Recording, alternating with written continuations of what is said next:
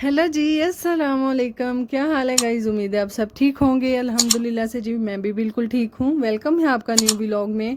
तो जी आज जो है माशाल्लाह बच्चे स्कूल से आ चुके थे और उनको स्कूल की तरफ से मिली थी ईदी और बच्चे बहुत खुश थे।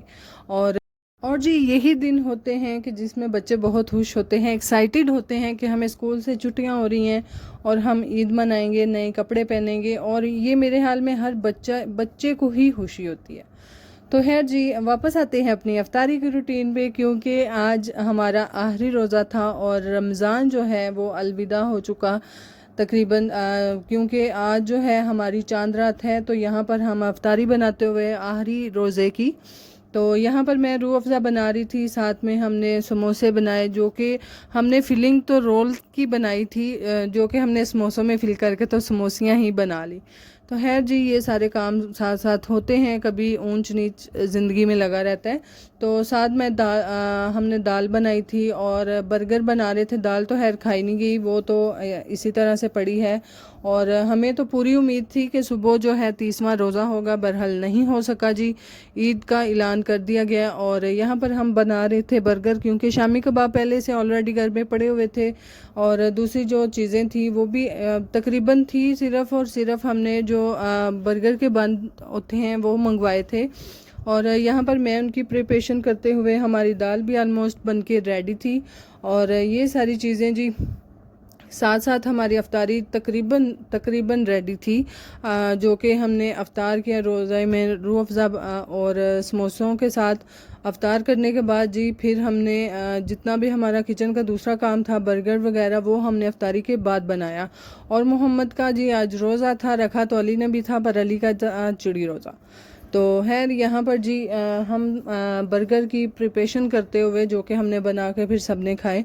तो खैर जी आज चांद रात है और यकीन जाने हर इंसान को ही एक अलहदा सी खुशी होती है और बहुत एक ये मज़े वाली फ़ील होती है जब जो कि चांद रात की, ख़ास तौर पे लड़कियों की तैयारी करने के लिए तो बहुत कुछ होता है और माओं के लिए भी बहुत कुछ होता है जो कि हाउसवाइफ होती हैं, उनके लिए बच्चों के कपड़े प्रेस करना, बच्चों के जूते देखना, बच्चों को मेहंदी लगवाना। हालांकि माएँ भी लगाती हैं और आज हमने भी लगाई है मेहंदी।